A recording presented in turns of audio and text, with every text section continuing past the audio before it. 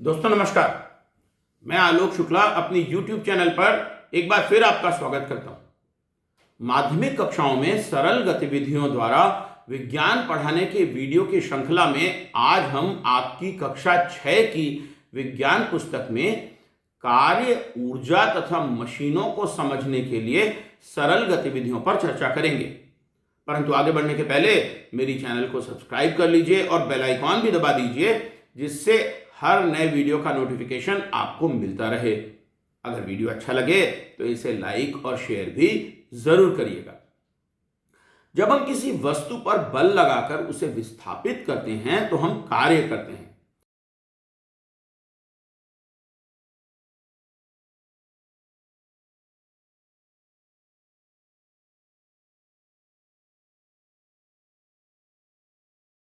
यदि बल लगाने पर भी वस्तु विस्थापित नहीं हुई तो कार्य नहीं हुआ। किए गए कार्य की गणना लगाए गए बल में वस्तु के विस्थापन की दूरी का गुणा करके की जाती है। अतः यदि किसी वस्तु पर 6 न्यूटन बल लगा और उसका विस्थापन 2 मीटर हुआ तो इसमें 6 गुणित 2 अर्थात 12 जूल कार्य हुआ है। कार्य करने की क्षमता को ऊर्जा कहते हैं। ऊर्जा का मात्रक भी जूल ही है। ऊर्जा के अनेक रूप हैं। पहले बच्चों को यांत्रिक ऊर्जा के बारे में बताइए। किसी वस्तु की स्थिति के कारण उसमें जो ऊर्जा होती है वह उसकी स्थितिज ऊर्जा कहलाती है। वस्तु की गति के कारण उसमें जो ऊर्जा है वह गतिज ऊर्जा कहलाती है। स्थितिज ऊर्जा को गतिज ऊर्जा में बदला जा सकता है। यदि किसी वस्तु को ऊंचाई पर रखा जाए तो उसमें स्थितिज ऊर्जा बढ़ जाएगी। अब यदि उसे नीचे गिरने दिया जाए तो उसकी स्थितिज ऊर्जा गतिज ऊर्जा में परिवर्तित हो जाएगी और वह वस्तु नीचे की ओर गति करेगी। इसके बाद बच्चों को बताएं कि ऊर्जा के विभिन्न रूप हैं। यांत्रिक ऊर्जा, रासायनिक ऊर्जा, ऊष्मा, प्रकाश, ध्वनि और विद्युत। ऊर्जा के इन रूपों के दैनंदिन जीवन के उदाहरण बच्चों को दीजिए। इसके बाद ऊर्जा के एक रूप को दूसरे रूप में बदलने के उदाहरण दीजिए। ऊष्मा का यांत्रिक ऊर्जा में बदलाव दिखाने के लिए आप पानी का उबलना दिखा सकते हैं।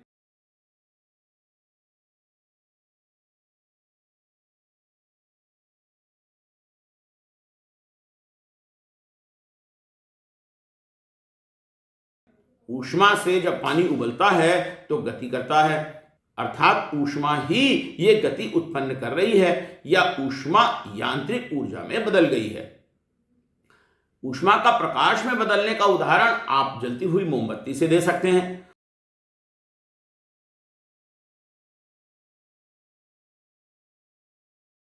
मोमबत्ती जब जलती है तो प्रकाश उत्पन्न होता है। यांत्रिक ऊर्जा का ऊष्मा में बदलना बहुत आसानी से समझाया जा सकता है। यदि हम अपने हाथों को आपस में रगड़ें तो वो गर्म हो जाते हैं।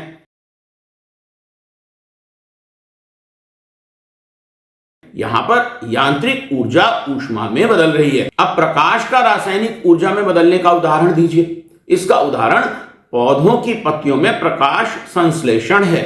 पत्तियों में क्लोरोफिल होता है। क्लोरोफिल की उपस्थिति में पौधे प्रकाश की ऊर्जा लेकर पानी और कार्बन डाइऑक्साइड गैस से स्टार्च और ग्लूकोज बनाते हैं। इसे ही प्रकाश संश्लेषण कहते हैं।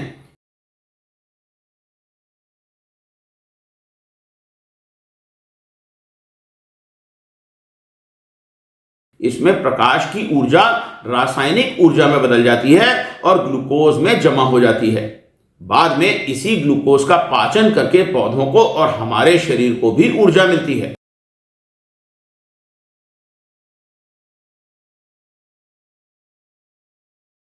रासायनिक ऊर्जा का यांत्रिक ऊर्जा में बदलना भोजन के पाचन से हम समझा सकते हैं।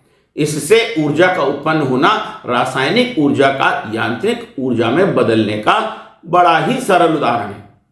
रासायनिक ऊर्जा का विद्युत और विद्युत का प्रकाश में बदलने का उदाहरण देने के लिए आप बैटरी से बल्ब का जलना बच्चों को दिखा सकते हैं।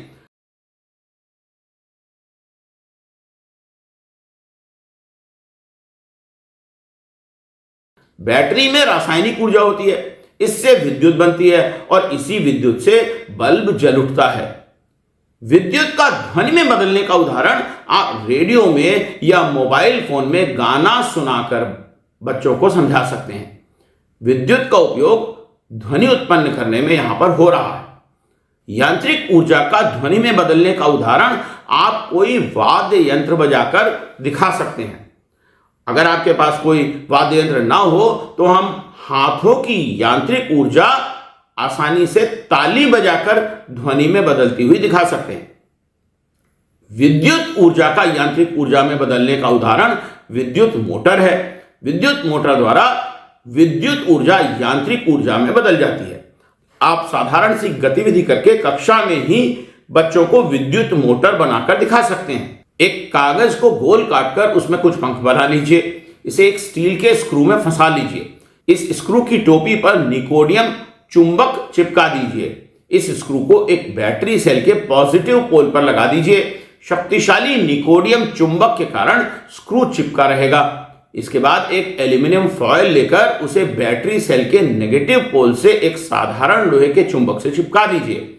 एल्यूमिनियम फॉयल का दूसरा छोर स्क्रू की टोपी पर लगाइए। स्क्रू और उसके साथ कागज के पंख घूमने लगेंगे और विद्युत मोटर बन जाएगी।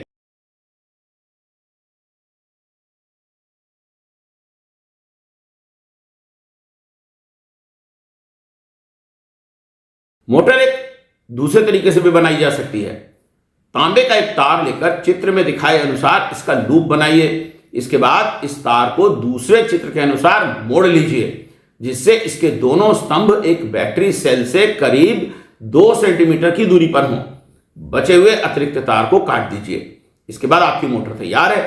इसे आप एक बैटरी सेल में इस तरह से फंसाइए कि तार का लूप सेल के पॉजिटिव पोल में फंस जाए और खुले हुए सिरे सेल के नेगेटिव पोल को छूते हुए हों। आपकी मोटर सेल में लगाते ही घूमने लगेगी। यांत्रिक ऊर्जा को विद्युत ऊर्जा में बदलने का उदाहरण आपकी साइकिल में लगा हुआ डायनेमो है।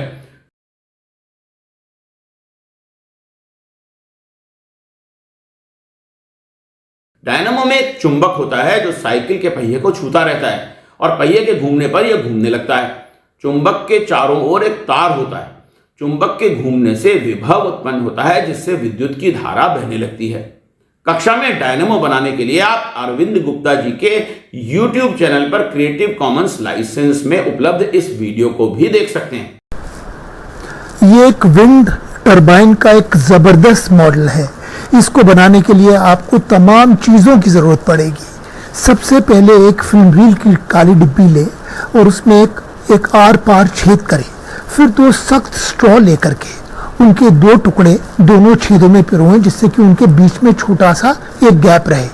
फिर मोटर रिवाइंडिंग वाला बिल्कुल पतला तार लें और उसको 600 बार इस डिब्बी के ऊपर लपेटें और फिर गोंद से इस तार को चिपका दें। एक पेपर का कप लें और उसको काट करके 6-7 ब्लेड बनाएं। इस कप के अंदर वैसे ही कर्वेचर होता है जैसे पंखे के ब्लेड होते हैं, और बाद में इन पंखों को थोड़ा सा तराश करके इनको शेमफर करें। इस तरह से 7 पंखे बनाएं। फिर एक फिल्म की डिब्बी का ही ढक्कन लें, उसके बीचों बीच छेद करें और उसकी सतह पे गोंद लगाएं और इस गोंद के ऊपर इन 7 पंखों को चिपका दें और बीच में जो छेद है उसमें एक साइकिल स्पोक का नट टाइट फिट कर दें। इस तरह से आपका रोटर तैयार हो जाएगा। फिर एक रबर के ऊपर 4 मोटी सीखें लगाएं और बीचों बीच एक सीढ़ी का टुकड़ा चिपका दें। फिर जो फिल्म रील की डब्बी है उसका पेंदा काट दें, जिससे कि एक छोटा सा पाइप जैसा बन जाए, और फिर इस डिब्बी को इन चारों जो सीखें हैं उन पर गोंद से या तार से बांध करके कस के चिपका दें।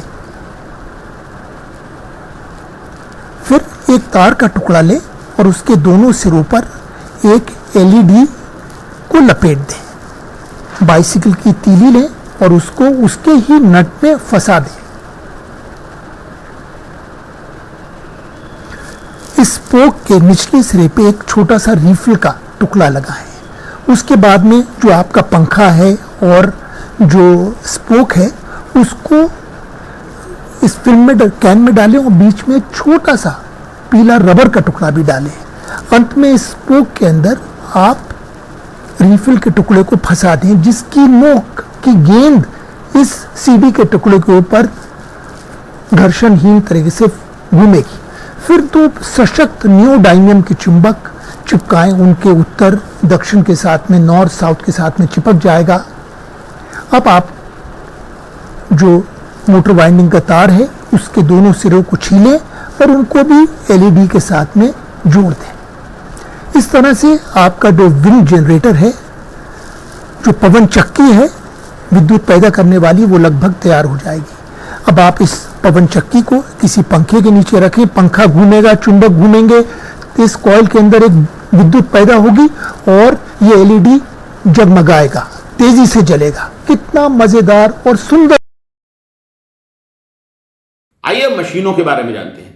मशीन या यंत्र ऐसी युक्तियों को कहते हैं जिसके द्वारा कोई कार्य सरलता से किया जा सकता है। जब यंत्र पर बल लगाया जाता है तो यांत्रिक कार्य होता है तथा एक नियत दूरी तक किसी पिंड का विस्थापन होता है। कार्य के लिए आवश्यक बल की मात्रा कम की जा सकती है। समान कार्य करने के लिए कम बल को अधिक दूरी तक या फिर अधिक बल को कम दूरी तक लगाया जा सकता है। आइए अब कुछ सरल मशीनों को जानते हैं। सबसे पहली मशीन उत्तोलक या लीवर है। इसमें बल लगाकर किसी भार को उठाया जाता है। उत्तोलकों की 3 श्रेणियां होती हैं। उत्तोलक प्रथम श्रेणी में अवलंब या फलक्रम भार तथा बल के बीच में होता है। उदाहरण के लिए कैंची, प्लास, कील उखाड़ने की मशीन, साइकिल का ब्रेक आदि। उत्तोलक द्वितीय श्रेणी में अवलंब या फलक्रम एक छोर पर होता है, भार बीच में होता है और बल दूसरे छोर से भार की विस्थापित दिशा में लगाकर उठाया जाता है। उदाहरण के लिए सरौता, नींबू निचोड़ने की मशीन आदि। उत्तोलक तृतीय श्रेणी में भी अवलंब एक छोर पर होता है परंतु बल बीच में लगाया जाता है और भार दूसरे छोर पर होता है। उदाहरण के लिए चिमटा, किसान का हल, मनुष्य का हाथ, मुंह का जबड़ा आदि। मशीन का दूसरा प्रकार है आनत तल। आनत तल या झुका हुआ तल एक ऐसी सरल मशीन है जिसकी सहायता से भार को नीचे से ऊपर ले जाने में सहायता होती है। कक्षा में एक पटिया रखकर आसानी से भार ऊपर ठेल कर आप दिखा सकते हैं। कन्नी या वेज दोनों ही आनत तल होते हैं। जैसे कुल्हाड़ी, इसमें बेहतर तरीके से बल लगाया जा सकता है। स्क्रू भी एक प्रकार का आनत तल ही है। इसे आप इस चित्र में देखकर समझ सकते हैं। घिरनी या पुली के द्वारा एक दिशा में लगाए गए बल को दूसरी दिशा में बदला जा सकता है। कुएं से पानी निकालने के लिए घिरनी पर रस्सी का उपयोग किया जाता है। आप कक्षा में भी घिरनी से भार उठाकर दिखा सकते हैं। पहिया एवं धुरी भी एक सरल मशीन है। इसकी सहायता से बल की दिशा भी बदली जा सकती है और भार का विस्थापन भी आसानी से होता है। आप बच्चों को मोटर का पहिया, बैलगाड़ी का पहिया आदि दिखा सकते हैं। तो आज के लिए इतना ही। जल्दी ही फिर मिलेंगे विज्ञान पढ़ाने की नई गतिविधियों के साथ। तब तक के लिए नमस्कार।